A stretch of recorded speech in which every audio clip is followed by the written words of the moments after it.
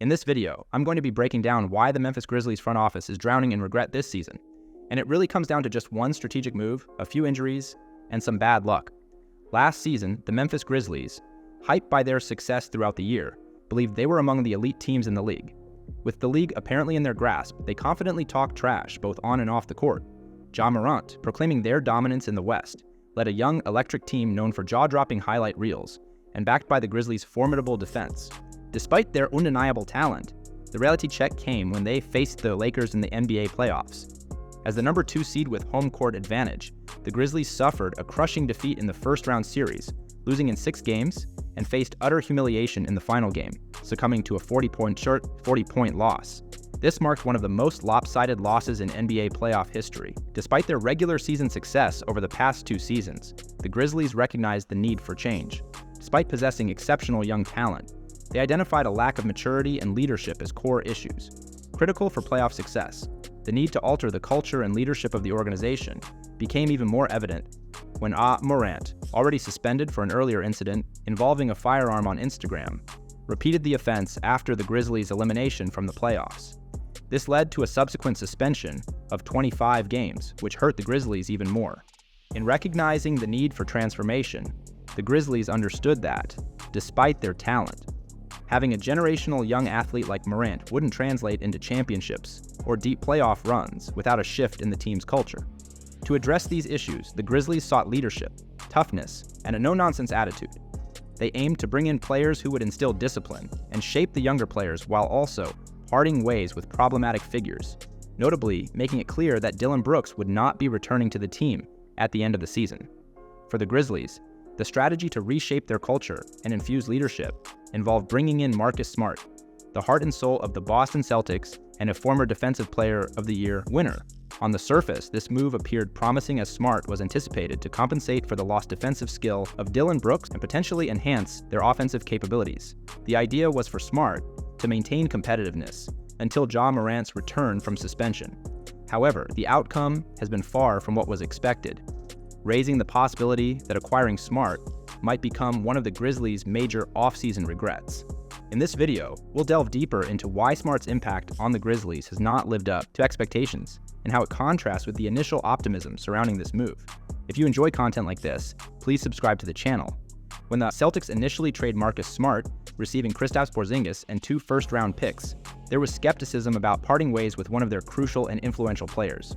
While the return was deemed valuable, the departure of a player who served as the team's energizer, heart, and soul, and their best defender, raised concerns about disrupting the chemistry and cohesion that the Celtics had been building for years. From the Grizzlies' perspective, acquiring Smart seemed like a prudent move, aiming to bring in a no-nonsense player who could provide maximum effort, better decision-making, and leadership. The hope was that Smart's impact from a winning team like the Celtics would transfer seamlessly to the Grizzlies. However, the reality so far in the season has been different. The Grizzlies have underperformed expectations, even considering Morant's absence for a significant portion of the season and the loss of Steven Adams to a season-ending injury. Smart's contribution to the team has not matched the anticipation, and this unexpected downturn prompts a closer examination of the dynamics at play. While I can't say everyone, as I received backlash for predicting the Grizzlies to finish 9th in the Western Conference in my standings predictions, the current state of the team suggests they might not even make the play-in tournament. No one foresaw their early struggles, particularly against some of the NBA's weakest teams. Despite having players like Jaren Jackson Jr., an All-Star last year, Defensive Player of the Year, Desmond Bane with a hefty contract extension, and an emerging talent. With the addition of Marcus Smart, an elite defender, and Desmond Bane, an elite shooter, expectations were for, at the very least, an average team, not one of the league's worst. The lack of depth, especially beyond the top 3 players in Bane, Jackson Jr., and Smart, has been a significant factor in their struggles. The rotation beyond these key contributors consists of young players lacking the skills and experience needed to make a substantial impact in the NBA. Although it's challenging to win with players like Zaire Williams and Derrick Rose as the 4th and 5th leading scorers, the loss of Dillon Brooks has been surprisingly impactful. For someone like me, a vocal critic of Dillon Brooks, who often labeled him as a player who talked his way to relevancy and had a tendency to shoot the Grizzlies out of games, I find it surprising to say that his absence has been felt. Brooks, for all his faults, gave his all on the court, going all out whenever he played. The expectation was that Marcus Smart would bring a higher basketball IQ, improved all-around defense, and smarter offensive play to replace Brooks. However, this has not been the case. In Boston, Smart thrived due to the presence of elite offensive players who masked some of his offensive shortcomings, allowing him to focus on being a lockdown defender. The anticipated positive impact Smart was expected to bring to the Grizzlies' defense and overall play has fallen short of expectations. Smart has never been renowned for his shooting, though he can take and make threes without hesitation. Periodically, he experiences hot streaks from behind the arc, but consistency has eluded him throughout his career, shooting 32% from three on nearly 5 attempts per game over his career. Smart is having one of his most inefficient seasons since his early career days, currently shooting just 29% from three on over 6 attempts per game. His true shooting percentage is at 53%, the lowest since 2018, and he boasts a negative 3.5 box plus minus, the worst of his career. A startling statistic is that per 100 possessions when Smart is on the court, the team has a negative 17.1 versus when he's off, making him one of the worst in the league for qualifying players with over 100 minutes played this season. Granted, the Grizzlies are facing numerous losses, leading to these negative numbers when Smart is on the court. However, it's crucial to note that players like Jaren Jackson Jr. and Desmond Bane, the team's primary scorers, have managed to maintain a net positive impact despite the team's struggles. Jackson Jr. has a box plus minus of 3.1, Bane at 2.6, showcasing positive numbers, even with the Grizzlies being 1-7 this season.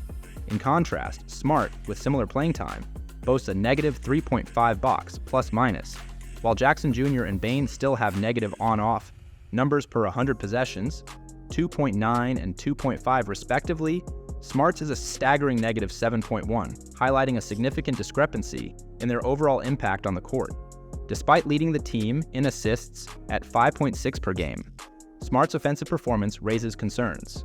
Averaging nearly 4 turnovers per game, he is among the bottom 4 players in the league in turnover percentage relative to usage. His offensive struggles have transformed a team that was once in the upper half for ball security into one of the bottom 5 teams in turnovers committed. Currently, the Grizzlies rank last in the NBA in offensive rating and 27th in points per game, a stark contrast to their top 10 standing last season. Once again, it's essential to acknowledge that some of the concerns raised here may be overstated, especially considering that some issues could be resolved with a healthy Ja Morant and Steven Adams. But Ja Morant just announced that he's having season-ending shoulder surgery, so the Grizzlies are on their own this year to figure these struggles out. The team's win-now mentality has been evident in the past few seasons, and while the addition of Marcus Smart was initially seen as a positive move, the cost of a first-round pick and the underrated role player Tyus Jones might set them back. Despite the imminent return of Ja Morant and the recovery of other players, the competitive landscape in the stacked Western Conference remains formidable. To propel the Grizzlies forward, additional strategic moves may be necessary.